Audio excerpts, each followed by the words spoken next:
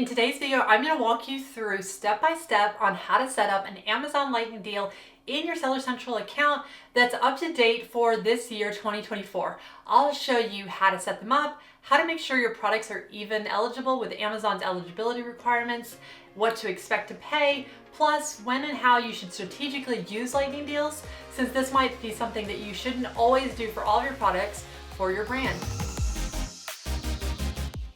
Let's first talk about how to make sure your products are eligible. I'm going to include in the description box below a link to more details on the requirements.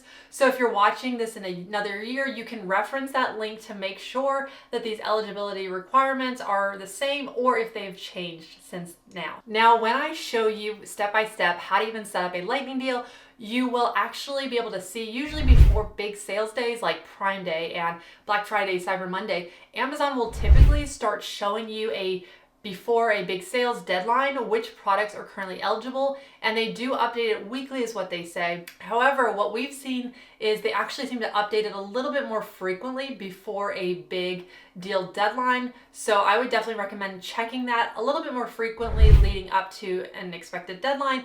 And do know that even though there is usually a deadline, that this could always be extended. So I would just continue to submit it, especially if it's past. For instance, at the time of this recording, there's a May 3rd deadline coming up, and that is happening for the Prime Day, which is happening mid-July. We don't have dates quite yet on those, but that's obviously a little bit ahead of time. So you typically would need to do it by then. I would still check in there because I think that that deadline will be allowed to kind of be extended a little bit, and it wouldn't hurt to at least attempt to submit it.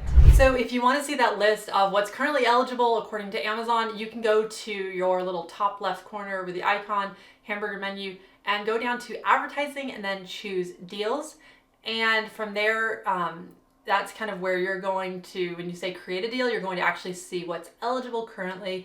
And let me share with you a few things. So Amazon is first looking at your Amazon account, and then they're going to be looking at a product ASIN-based eligibility. So let's talk first about this seller account. To be eligible, typically you're going to have at least 5 ratings per month with at least 4 stars on your overall feedback rating. You should also be on a professional selling plan, and if you're doing volume on Amazon, then typically that is what you're doing. That's that $39.99 as the time of this recording of that Amazon monthly fee that you pay that seems so small when the big picture of things of how much Amazon sales can really bring in. Now, if that passes, then you'll be looking at next the eligible ASINs. So first, here's a few. You must have a sales history for the product. In addition to that, you must have at least a 4-star rating. And if you want to learn more about reviews, make sure to watch my video here where we talk about product reviews. Now, if it has variations, so think flavor, sizes, just different options within one listing, you have to make sure at least 65% of those variations have to be included in the deal. So that's a big thing. Also, it cannot be a restricted product, and it should be Prime eligible. So if you want to learn more about where I break down FBA versus FBM, I have a video here, and that breaks all that down, the pros and cons to everything. Make sure to watch that if you're not sure which fulfillment method you use. Now, new condition is another thing that it has to be in new condition. It also has to have a low return rate. It should have a reference price. And lastly, there's actually this big highlight of a note, and Amazon does say that there are other criteria that they're going to look at that they're actually not going to disclose. So don't get frustrated if you look and you say, okay, I've passed all of these other things, why is this particular product not eligible? It's probably going to then fall under Amazon has, for whatever reason, decided that one's not eligible for a Lightning deal. So don't get discouraged, just move on and look at what is eligible so that you can decide if that's something strategically you want your brand to do. So now let's talk about the cost. Typically the cost is $150 per ASIN, but during a peak sales day, think Prime days, that for instance, as of right now, it has actually gone up to $300 to $500. So there's a range. Most likely it'll depend on, the lower range is not as ideal times during those days. The higher would be a peak shopping time. So the Lightning deals are great when you have a lot of inventory that maybe you're wanting to get moving and maybe even liquidate, especially since the Amazon fees are always changing. And I did do a video about the latest fee updates in this year 2024. There's that video there if you want to watch the latest fee update one. And also, 1 week before the deal is scheduled to run, that's when you'll be notified, first off, if your deal submission was even approved, and if it was, you'll see the scheduled date and time. Now, if your deal isn't approved, that could be a great opportunity to run another type of promotion. So let me share other reasons for maybe why and when you could run a lightning deal.